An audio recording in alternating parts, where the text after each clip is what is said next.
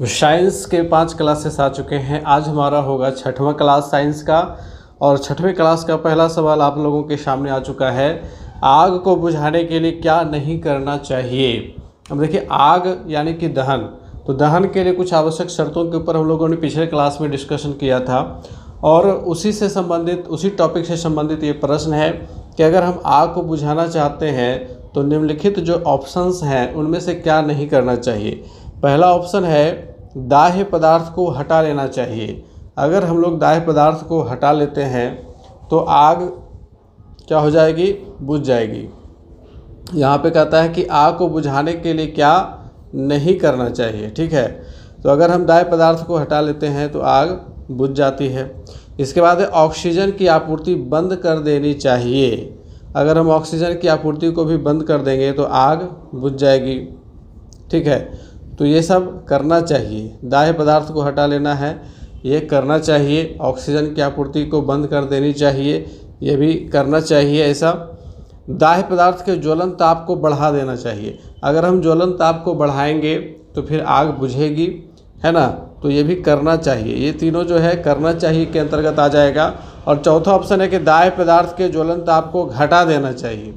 अगर हम ज्वलन ताप को घटाएंगे तो वैसी स्थिति में आग बुझेगी नहीं बल्कि और तेज़ी से जलेगी।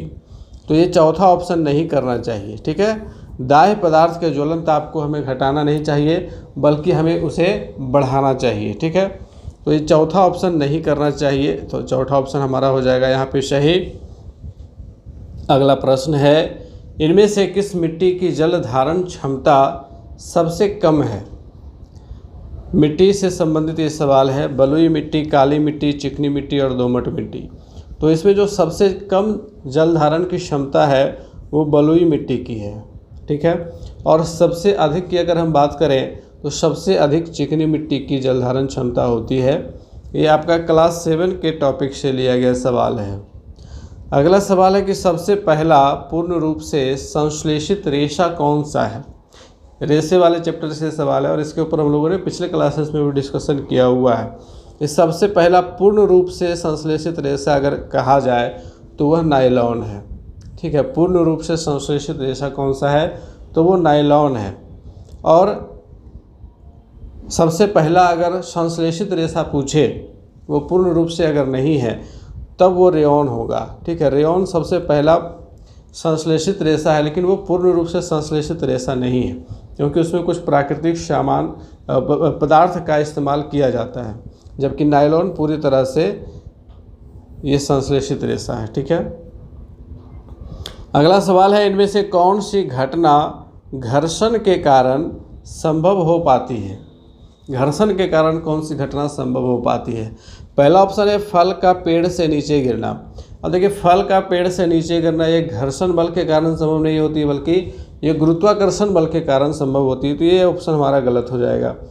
वस्तु का द्रव की सतह पर तैरना, तो वस्तु का द्रव की सतह पर तैरना ये घर्षण के कारण संभव नहीं होता है, ये उत्प्लावन बल के कारण संभव होता है। तीसरा है हमारा पृथ्वी पर चलना।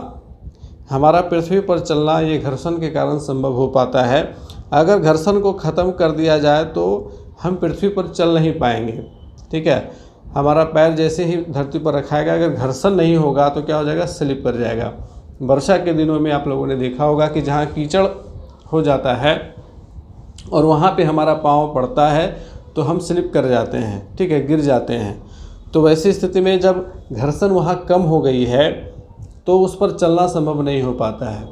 फिल्मों में आप लोगों ने देखा होगा कि अगर हीरो का पीछा कुछ विलेन लोग कर रहे हैं तो हीरो क्या करता है कि वो फिसलनदार चीज़ें धरती पर गिरा देता है ना। जैसे कि मोबिल का टैंकर है, उसको वो गिरा दिया, तो जितने भी लोग पीछे से आ रहे हैं पीछा करते हुए, जैसे उनका पाँव उस पर पड़ता है तो वे लोग गिर जाते हैं। क्यों गिर जाते हैं? क्योंकि वहाँ घर्षण कम हो गया है।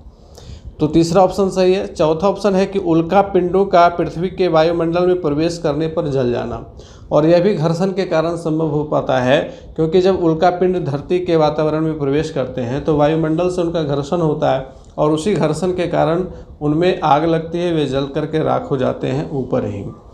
तो ये चौथा ऑप्शन भी हमारा सही है। तो ऐसी स्थिति में जब दो ऑप्शन सही होंगे तो हम पाँचवें ऑप्शन को चूज करेंगे कि एक से अधिक वाला यहाँ पर सही होगा। ठीक है, तो यहाँ पे दो विकल्प सही हैं। अगला प्रश्न है हमारा है कि चूना जल में कार्बन डाइऑक्साइड गैस प्रवाहित करने पर उसका रंग कैसा हो जाता है। अब देखिए, सबसे पहला इसमें जो समझने वाली चीज़ है कि चूना जल होता क्या है। तो अगर हम एक बीकर लेते हैं और इस बीकर में पानी ले लेते हैं, ठीक है, और इस पानी में थोड़ा सा चूना डाल देते हैं, कैल्शियम कार्बोनेट डाल देते हैं।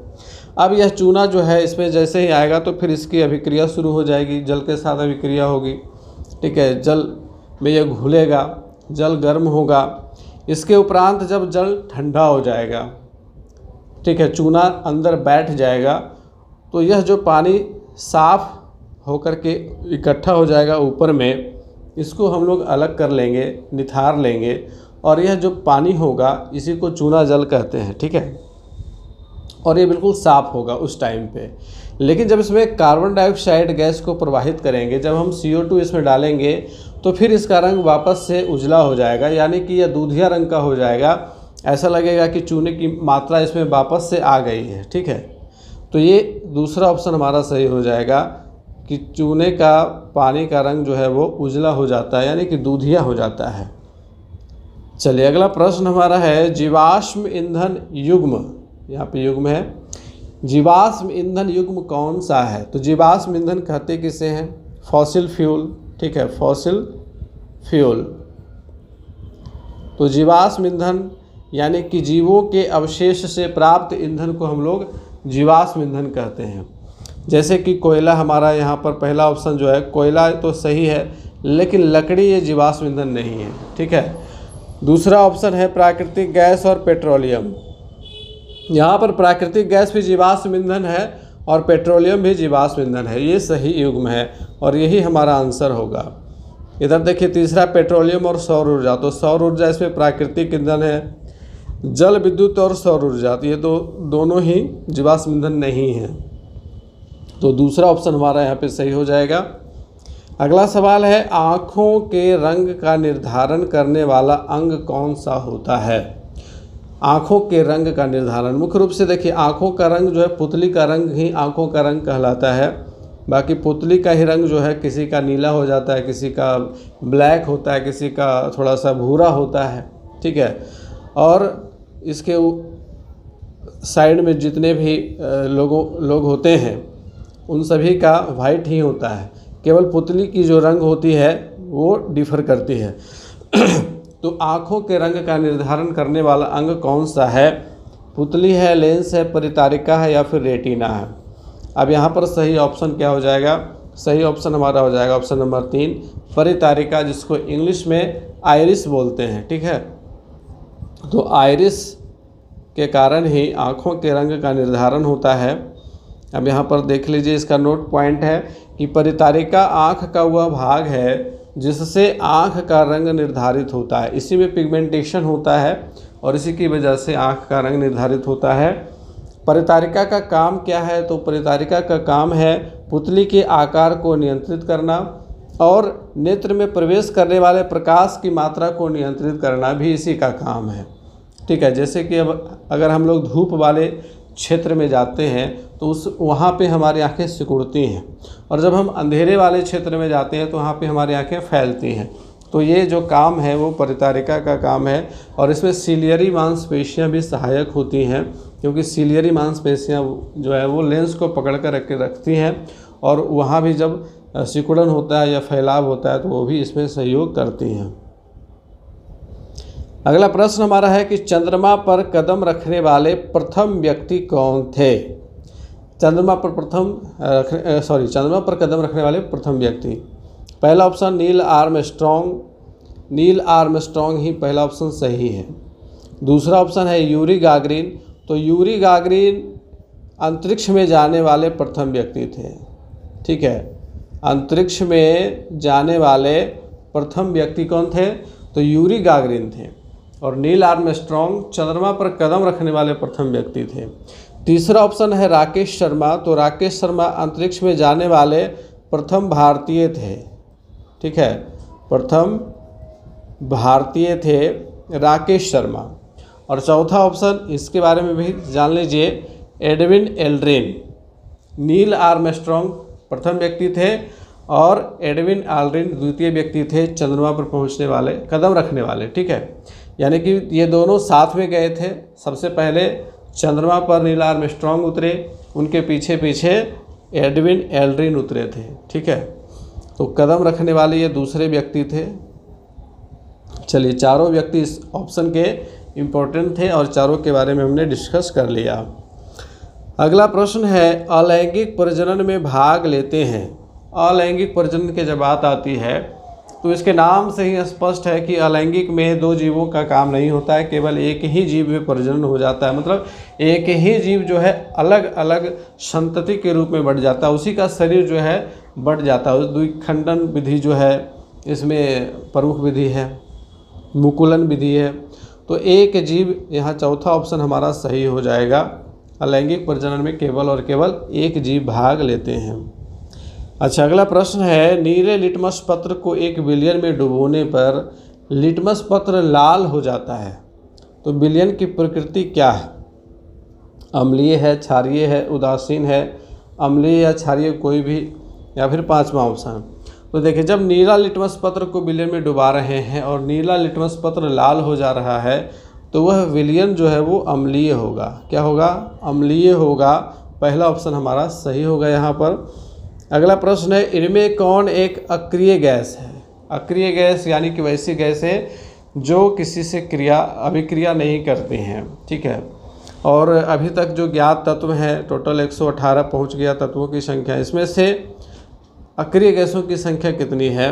तो देखिए, हीलियम है, इसके बाद आपका नियॉन है, उसके बाद आपका आर्गन है, इसके बाद क्रिप्टन है, उसके बाद जेनॉन है, उसके बाद रेडॉन है। ठीक है, तो 3 3 6 अक्रिय गैस हैं। तो इनमें से नाइट्रोजन नहीं है, जेनॉन है, क्लोरीन नहीं है, ऑक्सीजन नहीं है। दूसरा ऑप्शन सही है, जेनॉन। चलिए, अगला प्रश्न, इनमें से क्या जठर रस में मौजूद नहीं होता है? ये जठर रस क्या है? तो जठर रस सबसे पहले समझ लीजिए कि जठर रस होता है क्या है। तो जठर रस जो हमारे आमाशय में पाचक रस का स्राव होता है, जो हमारे भोजन को पचाने में सहायता करता है, जिसमें आपका श्लेष्मा मौजूद होता है, जिसमें आपका हाइड्रोक्लोरिक अम्ल मौजूद होता है, ठीक है, पेप्सिनोजन मौजूद होता है। तो इन तीनों को मिला करके ही जठर रस कहा जाता है। ठीक है, तो हाइड्रोक्लोरिक अम्ल, म्यूकस और पेप्सिनोजन, ये तीनों ही जठर रस में मौजूद होते हैं। पित्त जठर रस में मौजूद नहीं होता है। पित्त का स्राव पित्ताशय से होता है और इसका अलग फंक्शन होता है। अच्छा, क्या फंक्शन होता है? पित्त का काम क्या है? हम लोगों ने पिछले क्लास में भी इसके ऊपर चर्चा किया हुआ है। आप लोग कमेंट करके हमें बताइएगा कि पित्त का कार्य क्या है। ठीक है, क्वेश्चन नंबर 162 याद रखेंगे, 162 में कमेंट करना है। नेक्स्ट क्वेश्चन, इनमें कौन रक्त को थक्का बनाने में सहायक होता है? आप लोगों ने देखा होगा कि कहीं पे कट जाता है तो खून बहना शुरू हो जाता है और कुछ समय के पश्चात वह अपने आप क्या होता है, जम जाता है, रुक जाता है। तो जो ब्लड की क्लॉटिंग होती है तो उसमें कौन सहायता करता है? पहला ऑप्शन लाल रक्त कोशिका, दूसरा ऑप्शन फाइब्रिनोजिन, तीसरा है ऑक्सी हीमोग्लोबिन और चौथा है लसिका, और पांचवा ऑप्शन तो आप लोग पता ही है, पांचवा ऑप्शन के साथ जाइएगा या फिर इन चारों में से कोई एक होगा। तो यहाँ पर सही ऑप्शन है ऑप्शन नंबर 2 फाइब्रिनोजिन। ठीक है, ऑप्शन नंबर 2 ही सही आंसर है, फाइब्रिनोजिन। अगला प्रश्न है कि पुष्प के नर भाग को क्या कहते हैं? पुष्प के नर भाग को क्या कहते हैं? तो यहाँ पर देखिए, नर भाग याद रखने के लिए क्या कहेंगे, पू से पुल्लिंग होगा। ठीक है, पू से पुल्लिंग होता है और पू से ही पुमंग होता है। ठीक है, तो याद रखेंगे कि पुमंग जो है पू से पुल्लिंग, पू से पुमंग।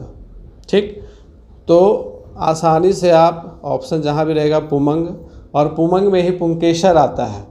अगर पुमंग नहीं है, पुंकेसर है, तो वह भी पुल्लिंग का ही भाग होगा। ठीक है, नर भाग ही होगा। तो पुमंग, पुंकेसर ये दोनों ही ये नर भाग होते हैं पुष्प में। ठीक है, तो चौथा ऑप्शन हमारा यहाँ पे सही है।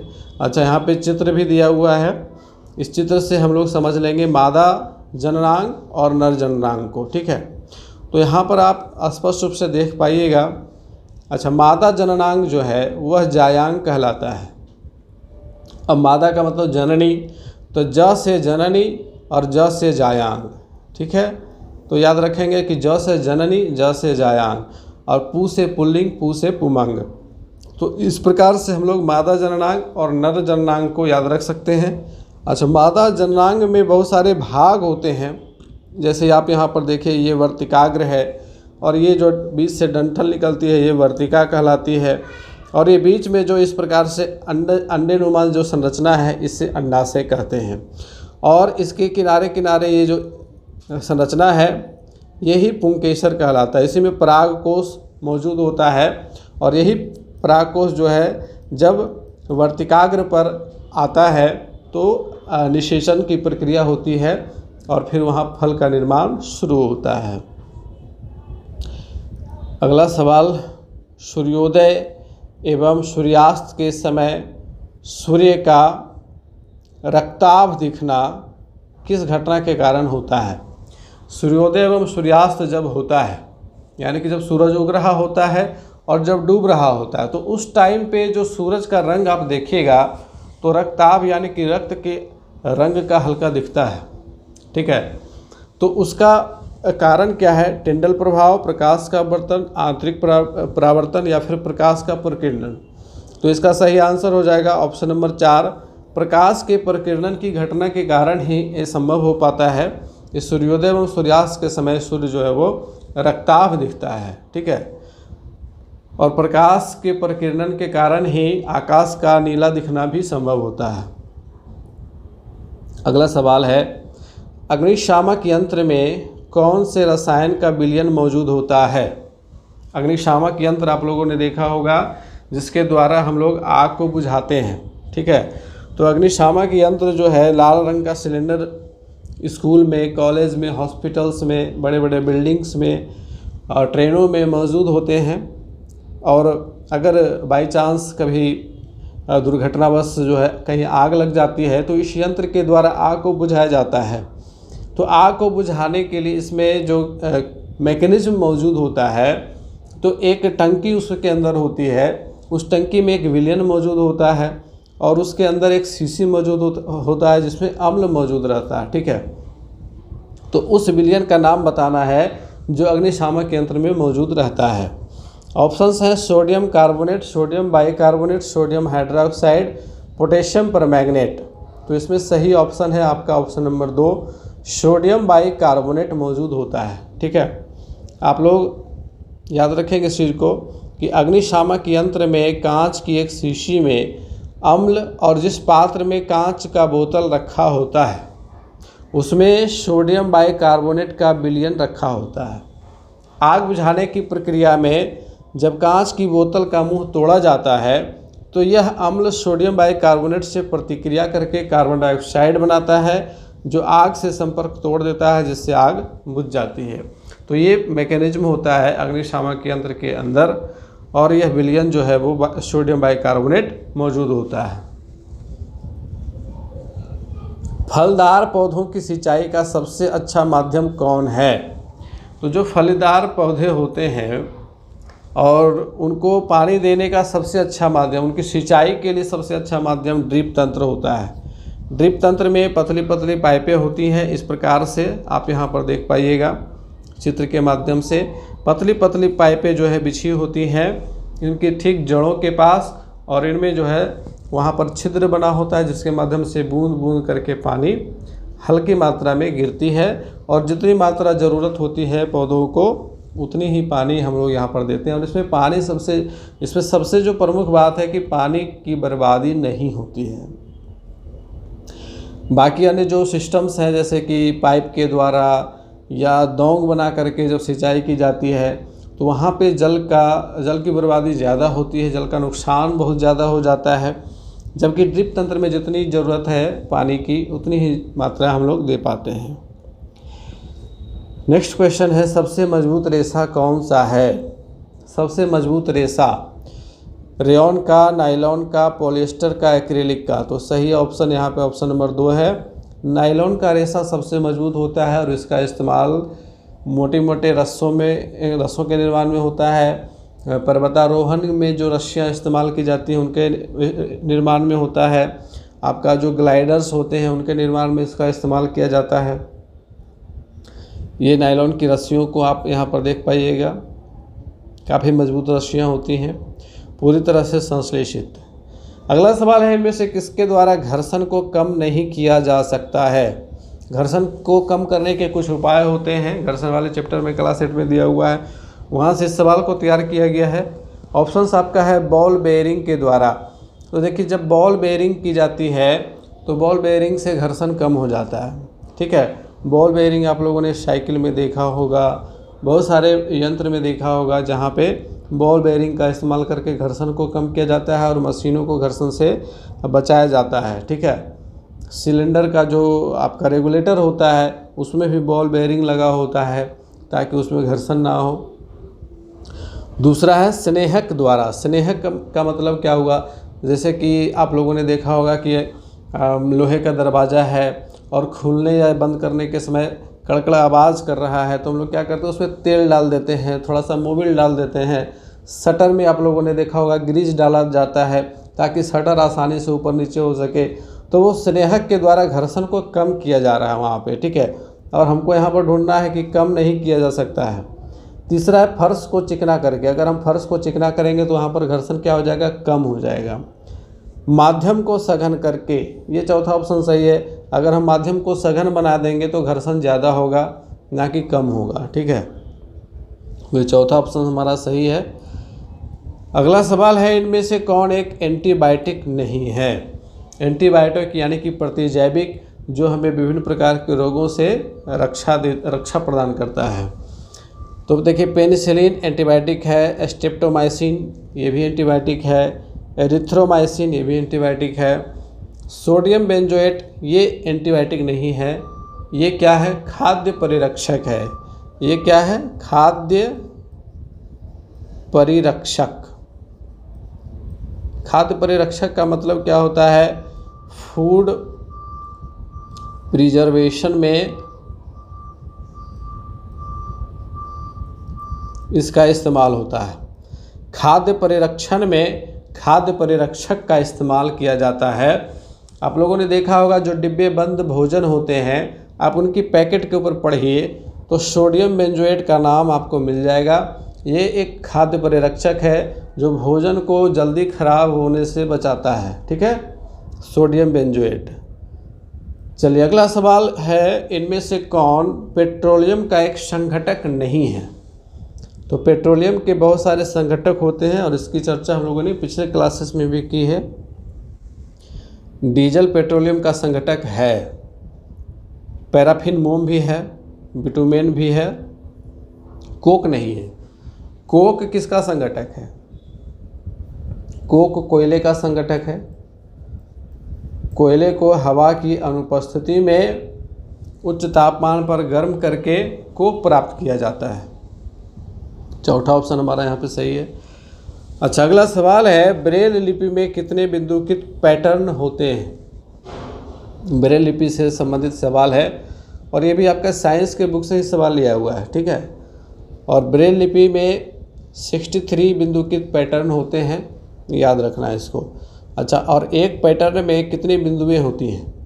तो एक पैटर्न में आपकी 6 बिंदुएं होती हैं। ठीक है, और जहाँ पे उभार होता है उसके माध्यम से अंकित किया जाता है किसी भी अक्षर को, किसी भी वर्ण को। चलिए, नेक्स्ट क्वेश्चन लेंगे। प्लूटो को ग्रहों की श्रेणी से कब बाहर कर दिया गया? पहले हम लोग जानते थे कि 9 ग्रह हैं, लेकिन अब हम लोग जानते हैं कि 8 ग्रह हैं। और प्लूटो जो सबसे छोटा ग्रह था, सबसे बाह्य ग्रह था, उसको ग्रहों की श्रेणी से बाहर कर दिया गया क्योंकि वैज्ञानिकों का मानना था कि उसकी जो परिधि की कक्षा है वह कक्षा ग्रहों के नियम का पालन नहीं करती है। इस वजह से। तो ऐसा कब किया गया? तो 2006 में किया गया था। तीसरा ऑप्शन सही है हमारा। ग्रहों की नई परिभाषा के अनुसार 2006 ईस्वी में अंतर्राष्ट्रीय खगोलीय संघ ने प्लूटो को ग्रहों की श्रेणी से बाहर कर दिया।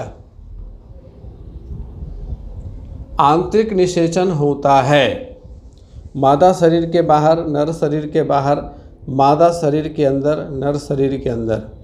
तो आंतरिक निषेचन की जब बात होगी तो हमेशा मादा शरीर के अंदर ही होगी। तीसरा ऑप्शन सही है। अगला सवाल है, इनमें से किसका उपयोग जख्मों पर एंटीसेप्टिक की तरह किया जाता है?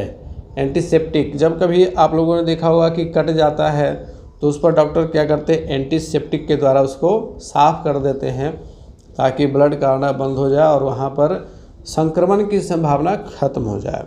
तो एंटीसेप्टिक की तरह काम करने वाला पदार्थ कौन सा होता है? Sulphur, phosphorus, iodine, graphite.